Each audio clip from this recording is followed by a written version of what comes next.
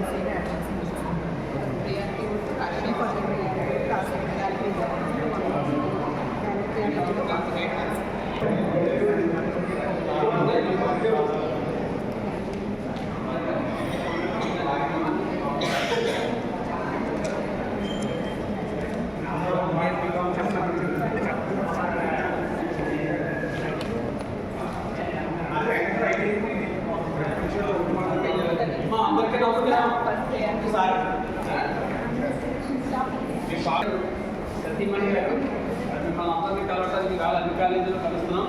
రేపు జరగబోయేటటువంటి ఎమ్మెల్సీ ఏదైతే ఉందో మరి ఉమ్మడి అభ్యర్థిగా తెలుగుదేశం, జనసేన, బీజేపీ ఉమ్మడి అభ్యర్థిగా మరి మద్దతు ఇవ్వడే కాకుండా అందరూ మద్దతు ఇస్తున్నారు. మీ అందరూ కూడా మీ అమూల్యమైనటువంటి ఓటుని మరి ఫస్ట్ పేరు ఫస్ట్ ఒకటి వేసి మీ అందరూ అఖండమైనటువంటి విజయాన్ని చేకూరుతాను. మిమ్మల్ని అందరూ కోరటానికి వచ్చాం.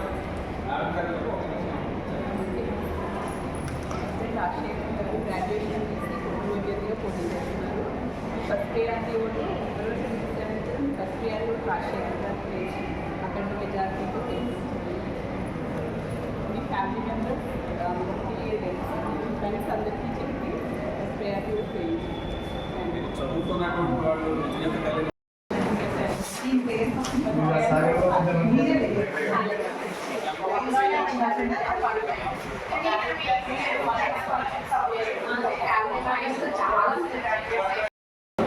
సెలక్షన్ సార్ రాజశేఖర్ గారు ఫస్ట్ ప్రియారిటీ ఓటు వేయాలి.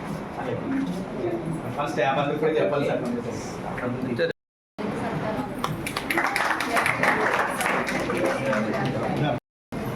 ఎవరైనా టీ పక్కన రండి.